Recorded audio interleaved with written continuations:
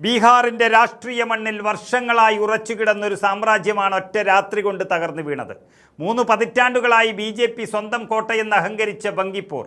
അവിടെ സംഭവിച്ചത് ഒരു സാധാരണ തോൽവിയല്ല. BJPയുടെ രാഷ്ട്രീയ ചരിത്രത്തിലെ ഏറ്റവും ക്രൂരവും കനത്തതുമായ പ്രഹരമാണ്.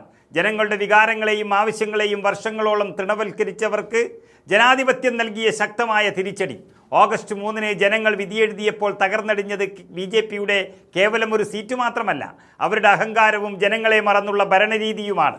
19,000-ത്തിലധികം വോട്ടുകളുടെ കൂറ്റൻ ഭൂരിപക്ഷത്തിൽ ജനങ്ങൾ പ്രശാന്ത് കിഷോറിനെ നെഞ്ചേറ്റിയപ്പോൾ BJPയുടെ മുതിർന്ന തന്ത്രജ്ഞന്മാരുടെയും നേതാക്കളുടെയും കണക്കുകൂട്ടലുകൾ ഒന്നടങ്കം നിലംപരിശായി.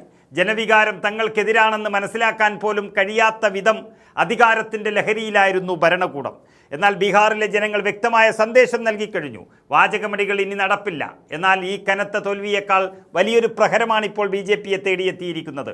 വിജയത്തിന് പിന്നാലെ പ്രശാന്ത് കിഷോർ ഉയർത്തിയ പ്രഖ്യാപനം BJP നേതാക്കളുടെ ഉറക്കം കെടുത്തുന്ന ഒന്നായി മാറിയിരിക്കുന്നു.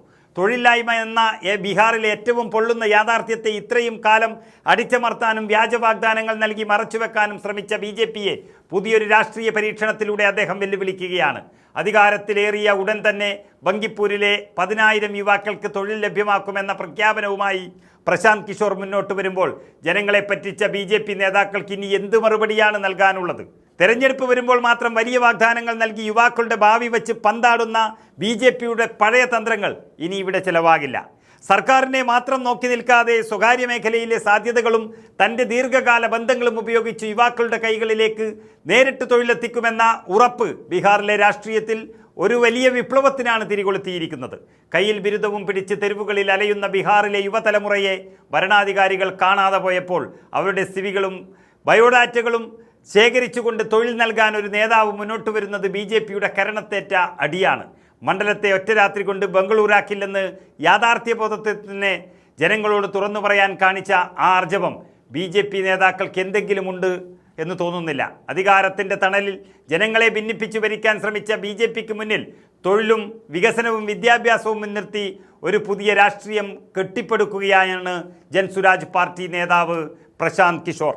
വികസനത്തെക്കുറിച്ചും യുവതലമുറയുടെ ഭാവിയെക്കുറിച്ചും സംസാരിക്കാൻ ഭയക്കുന്ന BJPക്ക് ഇതൊരു കേവല രാഷ്ട്രീയ തിരിച്ചടിയല്ല, മറിച്ച് അവരുടെ ജനവിരുദ്ധ രാഷ്ട്രീയത്തിനേറ്റ അന്ത്യപ്രഹരമാണ്.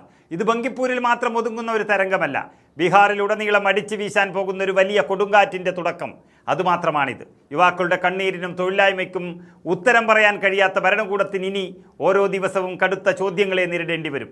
പ്രശാന്ത് കിഷോറിൻ്റെ ഈ നീക്കം ബീഹാറിലെ ജനങ്ങൾക്ക് പുതിയൊരു പ്രതീക്ഷ നൽകുമ്പോൾ അധികാരത്തിൻ്റെ പീഠത്തിലിരിക്കുന്നവരുടെ അടിത്തറയാണ് ഇളകാൻ പോകുന്നത്. ഇനി ബീഹാറിലെ ജനങ്ങൾ ആവശ്യപ്പെടുന്നത് വെറും വാക്കുകളല്ല, വളരെ കൃത്യമായ തൊഴിലും സുരക്ഷിതമായ ഭാവിയുമാണ്. അതാണ് പ്രശാന്ത് കിഷോർ നൽകാൻ പോകുന്നതും.